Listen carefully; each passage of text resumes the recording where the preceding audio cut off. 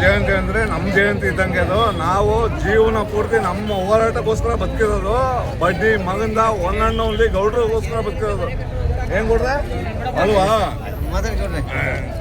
517ನೇ ಕೆಂಪೇಗೌಡ ದಿನಾಚರಣೆ ಆಚರಣೆಯನ್ನು ಇವತ್ತು ಅದ್ದೂರಿಯಾಗಿ ಎಲ್ಲ ಸಮಾಜದ ಕೆಂಪೇಗೌಡರು ಒಂದೇ ಜನಾಂಗದವರಲ್ಲ, ಎಲ್ಲ ಸಮಾಜದವರಿಗೆ ಸೇರಿ ಇವತ್ತು ನಾಡು ಕಟ್ಟಿದಂಥ ಬೆಂಗಳೂರು ನಗರ ಎಲ್ಲ ಕಟ್ಟಿದ್ದಾರೆ. ಆದರೆ ಎಲ್ಲ ಜಯಂತಿಗೂ ಸರ್ಕಾರಿ ರಜಾ ತಗೊಂಡಿದ್ದಾರೆ. ಆದರೆ ನಮ್ಮ ಕೆಂಪೇಗೌಡ ಜಯಂತಿಗೆ ಸರ್ಕಾರದ ಕೆಲಸಕ್ಕೆ ಅಡಚಣೆ ಆಗದೆ ಕಾರ್ಯಕ್ರಮ ಮಾಡಿಕೊಂಡು ಕೆಂಪೇಗೌಡ ಜಯಂತಿನ ಆಚರಣೆ ಮಾಡ್ತಾ ಇದ್ದೀವಿ.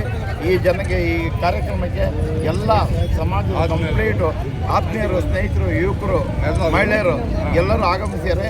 ಇದೇ ಕಾರ್ಯಕ್ರಮವನ್ನು ಇನ್ನು ಮುಂದುವರಿಸ್ಕೊಂಡು ಪ್ರತಿ ವರ್ಷನೂ ನಿಮ್ಮೆಲ್ಲ ಸಹಕಾರದಿಂದ ಮಾಧ್ಯಮದವರೆಗೂ ವಂದಿಸಲು ನನ್ನ ಮಾತನ್ನ ಮುಗಿಸ್ತಾ ಇದ್ದೀನಿ.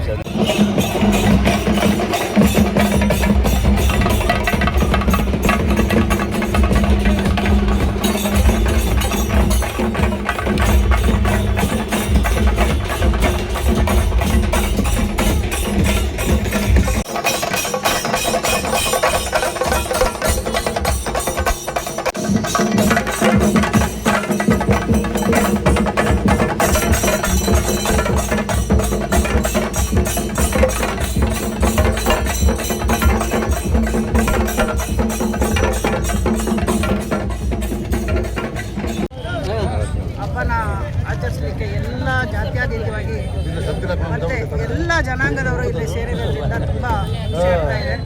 ಮೊದಲನೇದಾಗಿ ಕೆಂಪೇಗೌಡರ ಜಯಂತಿಗೆ ಶುಭಾಶಯ ಹೇಳ್ತಾ 517ನೇ ಕೆಂಪೇಗೌಡ ಜಯಂತಿ ಇದು ಆಚರಿಸ್ತಾ ಇದ್ದಾರೆ. ಆದರೆ ಕೆಂಪೇಗೌಡರು ಜಾತಿ ಮತ ಯಾವುದೂ ಇಲ್ಲದಂಗೆ ಇವತ್ತು ಎಲ್ಲ ಜಾತಿ ಜನಾಂಗಕ್ಕೆ ಒಂದು ದುಡಿಮೆನ ಬುನಾದಿ ಹಾಕ್ಕೊಟ್ಟಿದ್ದಾರೆ. ಅದರಿಂದ ಅವ್ರಿಗೆ ಎಷ್ಟು ಜನ್ಮ ಇತ್ತು ನಾವು ಕೃತಜ್ಞತೆ ಹೇಳಿದ್ರು ಸಾಕಾಗಲ್ಲ. ಇವತ್ತು ನಮಗೆ ಒಂದು ಜಯಂತಿ ಅಂತೇಳಿ ಆಚರಿಸಲಿಕ್ಕೆ ಅವಕಾಶ ಕೊಟ್ಟಿದ್ದಾರೆ ಅಂದರೆ, ಅದರಲ್ಲೂ ಹೇಳಬೇಕು ಅಂದರೆ ಎಲ್ಲ ಜನಾಂಗದಲ್ಲೂ ರಜಾ ದಿನ ಘೋಷಿಸ್ತಾರೆ.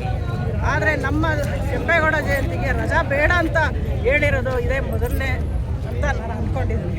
ಯಾವುದೇ ಜನಾಂಗದಲ್ಲಿ ಎಲ್ಲ ಜನಾಂಗಕ್ಕೂ ಒಂದೊಂದು ದಿನ ರಜಾ ಕೊಡ್ತಾರೆ ಜಯಂತಿ. ಆದರೆ ನಮ್ಮ ಕೆಂಪೇಗೌಡ ಜಯಂತಿಗೆ ರಜೆ ಇಲ್ಲ. ಅದರಿಂದ ಇವತ್ತೇನು 517ನೇ ಜಯಂತಿನ ನಾವೆಲ್ಲರೂ ಒಂದುಗೂಡ್ಕೊಂಡು ಆಚರಿಸ್ತಾ ಇದ್ದೀವಿ. ಎಲ್ರಿಗೂ ಒಳ್ಳೆಯದಾಗಲಿ ಅಂತೇಳಿ ಈ ಸಂದರ್ಭದಲ್ಲಿ ಅವರಿಗೆ ಶುಭಾಶಯ ಹೇಳ್ತಾ, ಮುಂದಿನ ದಿನದಲ್ಲಿ ಎಲ್ಲ ಒಗ್ಗಟ್ಟಾಗಿ ಎಲ್ಲ ಜನಾಂಗದವರು ಒಟ್ಟಿಗೆ ಸೇರಿ ಮಾಡ್ತೀವಿ ಅಂತೇಳಿ ಈ ಮುಖಾಂತರ ಕೈ